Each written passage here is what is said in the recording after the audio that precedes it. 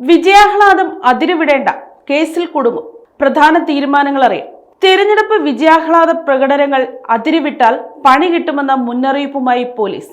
ആഹ്ലാദ പ്രകടനങ്ങൾ നടത്തുന്നതിനുള്ള നിർദ്ദേശങ്ങൾ പോലീസ് പുറത്തിറക്കി. നിർദ്ദേശങ്ങൾ അണികൾ പാലിക്കുന്നുണ്ടെന്ന് ഉറപ്പുവരുത്തേണ്ടത് പാർട്ടി നേതാക്കളുടെ ഉത്തരവാദിത്തമാണെന്നും പോലീസ് അറിയിച്ചിട്ടുണ്ട്. കുട്ടികളെ വിജയാഹ്ലാദ പ്രകടനങ്ങളിൽ പങ്കെടുപ്പിക്കരുതെന്നും പോലീസ് നിർദ്ദേശിച്ചു.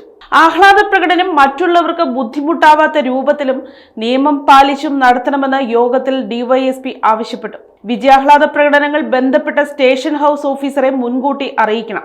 നിയമം ലംഘിക്കുന്നവർക്കെതിരെ കർശന നടപടി സ്വീകരിക്കുമെന്നും ഡിവൈഎസ്പി അറിയിച്ചു. ശനിയാഴ്ച വൈകിട്ട് 6 വരെ മാത്രമേ വിജയാഹ്ലാദ പ്രകടനങ്ങൾ നടത്തുന്നതിന് അനുമതിയുള്ളൂ. നിശ്ചിത സമയപരിധിക്ക് ശേഷം കാണുന്ന അനൗൺസ്മെന്റ് വാഹനങ്ങൾ ഉൾപ്പെടെയുള്ളവയും വാദ്യോപകരണങ്ങളും പിടിച്ചെടുത്ത് നിയമ നടപടി സ്വീകരിക്കും. വിജയാഹ്ലാദ റാലികളിൽ ഓഫ് റോഡ് വാഹനങ്ങൾ, ബൈക്ക് സ്റ്റണ്ടിംഗ് എന്നിവ ഉപയോഗിക്കാൻ പാടില്ലെന്നും പോലീസ് നിർദ്ദേശിച്ചിട്ടുണ്ട്. പരാജയപ്പെടുന്ന സ്ഥാനാർത്ഥിയുടെ വീടിന് മുന്നിലോ അവരുടെ പാർട്ടി ഓഫീസിന് മുന്നിലോ നേതാക്കളുടെ വീടിന് മുന്നിലോ പോയി നിന്ന് വിജയാഹ്ലാദ പ്രകടനം നടത്തുന്നതിനോ പടക്കം പൊട്ടിക്കുന്നതിനോ അനുമതിയില്ല.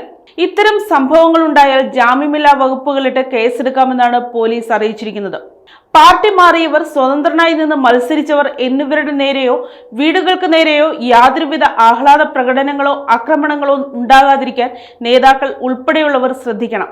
തോറ്റതോ ജയിച്ചതോ ആയ സ്ഥാനാർത്ഥികളെയോ അവരുടെ കുടുംബത്തെയോ സംഘടനയെയോ അപകീർത്തിപ്പെടുത്തുകയോ ഭീഷണിപ്പെടുത്തുകയോ ആയ തരത്തിലുള്ള സന്ദേശങ്ങൾ, റീലുകൾ തുടങ്ങിയവ സാമൂഹിക മാധ്യമങ്ങളിലൂടെ പ്രചരിപ്പിച്ചാൽ അഡ്മിന്മാർക്കെതിരെ കർശനമായ നിയമ നടപടികൾ സ്വീകരിക്കും. റോഡ് ബ്ലോക്ക് ചെയ്യുന്ന തരത്തിലോ പൊതുജനത്തിന് ഗതാഗത തടസ്സം ഉണ്ടാകുന്ന തരത്തിലോ ആഹ്ലാദ പ്രകടനങ്ങൾ നടത്തുവാൻ അനുവദിക്കുന്നതല്ലെന്നും പോലീസ് അറിയിച്ചു.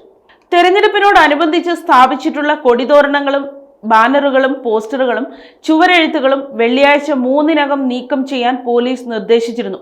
പൊതുസ്ഥലങ്ങളിൽ സ്റ്റേജ് കെട്ടിയുള്ള പരിപാടികൾ നടത്തരുത്. മറ്റ് രാഷ്ട്രീയ പാർട്ടികളുടെ പ്രചാരണ ബോർഡുകളും കൊടിതോരണങ്ങളും നശിപ്പിക്കരുത്. നിയമാനുസൃത അനുമതിയില്ലാതെ ഉച്ചഭാഷിണികൾ ഉപയോഗിക്കരുത്. അനുവദനീയമായതിലും കൂടിയ ആവൃത്തിയിലുള്ള ഉച്ചഭാഷിണികളും ഉപയോഗിക്കരുത്.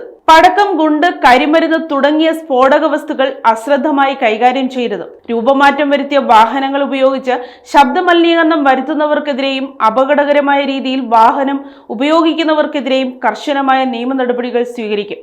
ആംബുലൻസ് ഉൾപ്പെടെയുള്ള അവശ്യ സർവീസുകളുടെ സുഗമമായ സേവനം ഉറപ്പുവരുത്തണം. റോഡുകൾ തടസ്സപ്പെടുത്തിയുള്ള പ്രകടനങ്ങൾ നടത്തരുത്.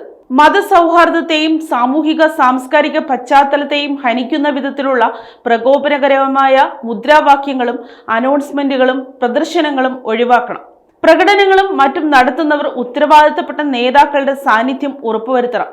അനുവദിക്കപ്പെട്ട സ്ഥലത്തും സമയത്തും മാത്രമേ പരിപാടികൾ നടത്താവൂ. News desk, Kottarakkara media.